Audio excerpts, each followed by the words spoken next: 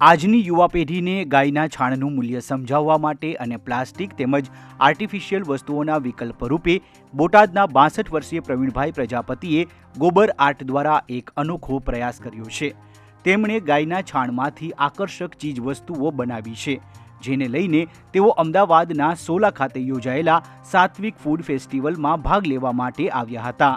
અહીં તેમના સ્ટોલમાં ગાયના છાણમાંથી બનાવેલી 1000 જેટલી આઇટમ લઈને તેઓ આવ્યા હતા, જે 700 રૂપિયાથી માંડીને 5000 રૂપિયા સુધી તેમણે વેચી હતી। ખાસ તો છાણમાંથી બનાવેલા વોલપીસ સૌ કોઈના આકર્ષણનું કેન્દ્ર બન્યા હતા। આ વોલપીસમાં તેમણે ધાર્મિક ચિત્રો, હડપ્પા સંસ્કૃતિ, મોહેન્જો-દડો તેમજ લુપ્ત થયેલી કલાઓને ગોબર પર કંડારી છે। હું પહેલાં માટીકામ કરતો, પણ હવે હું છેલ્લા 6-7 વર્ષથી આમાં સતત રચ્યો પચ્યો રહું છું। આ 1 વર્ષનું મારું કલેક્શન આર્ટ કરી એક સાથે ભેગું કરીને અહીં લાવ્યો છું। પહેલી વખત આવ્યા તમે? આ બીજી વખત આવ્યો। આની પહેલાં આવેલો ત્યારે ખૂબ માલ વેચાણો, પાછો હું અહીંયા જ હવે હું ક્યાંય વેચતો નથી, સાત્વિકમાં જ વેચું છું, કારણ કે સાત્વિકમાં જ માલ બધો વેચાઈ જાય છે 1 વર્ષનો। કેટલી પીસીસ લાવ્યા છો તમે? અહીંયા હું 1000 પીસ લાવ્યો છું, અને અરે જબરજસ્ત 700 રૂપિયાથી માંડીને 5000 સુધીનો મારી પ્રાઇસ છે। પણ લોકો લઈ તો જાય છે, પણ મને એટલું બધું રિસ્પેક્ટ આપે છે, હું એટલો બધો ચાર્જ થાઉં છું કે મારે હવે આથી હજી સારું કરવું છે, હજી હું સારા પીસ બનાવીશ। પ્રવીણભાઈ પ્રજાપતિ પહેલા માટી કામ કરતા, પરંતુ તેમને ગોબરમાંથી કંઈક નવું કરવાની ધૂન લાગી અને વર્ષ 2019-20માં ગોબર ઉપર અખતરાઓ કરવાની શરૂઆત કરી। તેમની સામે ઘણા બધા પ્રશ્નો ઊભા થયા, જેમાંથી ગોબરને પાણીથી સાફ કરવું એ સૌથી મોટો પડકાર હતો।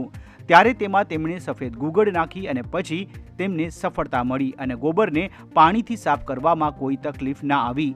પરંતુ સામે બીજી સમસ્યા એ હતી કે ગોબરના કારણે મચ્છર અને દુર્ગંધ બહુ જ આવતી હતી।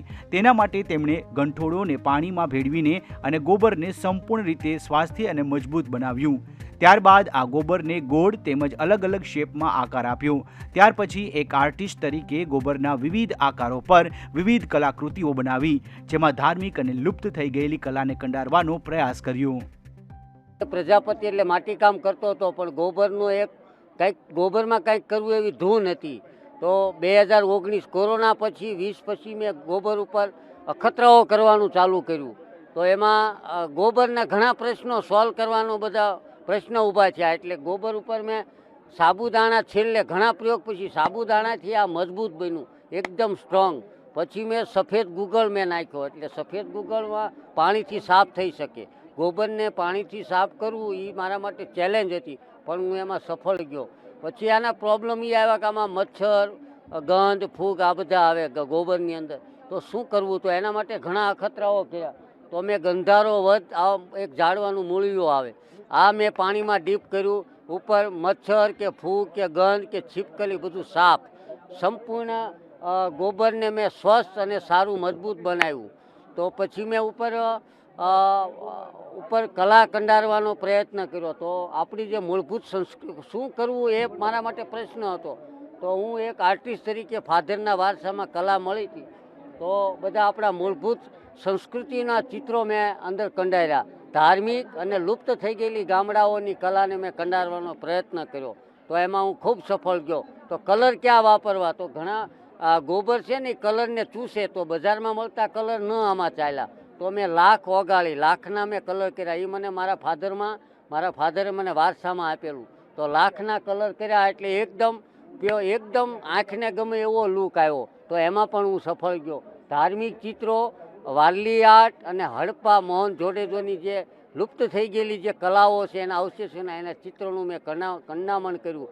અને આ સાત્વિકમાં અમદાવાદ હું આવ્યો, અપાર મને કલ્પના હતી મારા છાણા વેચાય છે, પણ લોકોએ અપાર પ્રેમ આપ્યો, ખૂબ લઈ ગયા અને મને નવી એનર્જી, નવી તાકાત, અને હું ચાર્જિંગ થઈ ગયો કે હવે પછીના સમયમાં હું જબરજસ્ત પાછી નવી આર્ટ સાથે હું પાછું। સાત્વિક ફૂડ ફેસ્ટિવલમાં પ્રવીણભાઈ પ્રજાપતિની ગોબરમાંથી બનાવેલી પ્રોડક્ટ સૌ કોઈને આકર્ષી હતી અને તેને ખરીદનારા લોકોની સંખ્યા પણ ખૂબ જ વધારે હતી। લોકો છાણમાંથી બનતી આવી આકર્ષક વસ્તુઓ જોઈને તેમની પ્રશંસા કરવાનું ચૂક્યા ન હતા। ખાસ કરીને ગૃહિણીઓને ગોબરમાંથી બનેલી આ વસ્તુઓ ખૂબ જ પસંદ આવી હતી। આમણે ગોબરમાંથી એટલે કે ગાયના ગોબરમાંથી સાબુદાણા, ગંધારો અને એ બધું મિક્સ કરીને જે આર્ટવર્ક કર્યું છે એ આર્ટવર્ક મને બહુ જ ગમ્યું, એટલે હું એ લેવા માટે આવી છું. કેવું લાગી રહ્યું છે? ખાસ નવી વેરાયટી છે. હા, એમની આ નવી વેરાયટી છે કે જેમાં માખી, મચ્છર અને કોઈ હવાનું એમના અસર થતી નથી. એના લીધે મેં ઘરની અંદર લગાવવા માટે એમનું આર્ટવર્ક પસંદ કર્યું છે. પૂરા અમદાવાદમાં જ રહું છું અને હું દર વર્ષે અહીંયા સાત્વિકની વિઝિટ કરું જ છું. મને અહીંયા આવવાનું ખૂબ જ ગમે છે અને દરેક અલગ અલગ સ્ટોલ છે એને એક્સપ્લોર કરવાનું પણ ગમે છે, એવું છે. ખાસ કરીને હા, આ સ્ટોલ આ વખતે મેં ફર્સ્ટ ટાઈમ જોયો છે. ખૂબ જ સરસ છે. એમનું જે આર્ટવર્ક છે ખૂબ સરસ છે અને આ જે એમનું આર્ટવર્ક છે એ ગાયના ગોબરમાંથી બનાવેલું છે અને જેમાં ફંગસ બી નથી લાગતું, એ વોશેબલ છે, ઇઝી ટુ યુઝ છે અને નોન બ્રેકેબલ છે. એટલે મને આ આર્ટવર્ક કંઈક નવું લાગ્યું, કંઈક યુનિક લાગ્યું અને એ પણ શું કહેવાય કે તમારે ઘરમાં કોઈ એસ્થેટિક આખી થીમ પર તમારું ઘર હોય અને તમે જ્યારે આ વોલપીસ લગાવો ત્યારે એક યુનિક જ લાગે છે. આ ગોબર ગેસનું જે અહીંયા બનાવ્યું છે બધું, એમાં એનો એક મેઇન ફાયદો શું છે કે ઘરમાં લગાવવાથી મચ્છર કે ગરોળી કે એ કશું નથી આવતું. આપણે બીજી બધી દવા લાવીએ એમાં તો બધું કેમિકલ્સ હોય, નાના બાળકો સૂતા હોય તો એમનામાં શ્વાસમાં જાય, એને નુકસાન થાય. જ્યારે આ લગાવવાથી એ કોઈ નુકસાન નથી, એકદમ પેલું કુદરતી બધી વસ્તુનું બનાવેલું છે. એટલે એ પણ એના માટે બેસ્ટ છે કે મચ્છર ગરોળી કશું જ ઘરમાં ન આવે. પહેલાં તો લીપણ એટલા માટે ઘરમાં લાવતા હતા, લીપણ કરતા હતા અને એ બધું કરતા હતા. અત્યારે તો છોકરાઓને આમ છાણના આંગળી અડાડીશું પાસે પડ્યું હોય ને તો એ સ્મેલ આવે નહીં ગમતું. એના કરતાં આ બેસ્ટ છે કે આમાં સ્મેલ છાણની નહીં આવતી, પણ આકે પેલું બધું નાખ્યું છે અંદર કપૂર ને આ તે બધું, એની સ્મેલથી મચ્છર ગરોળી બધું જ જતું રહે.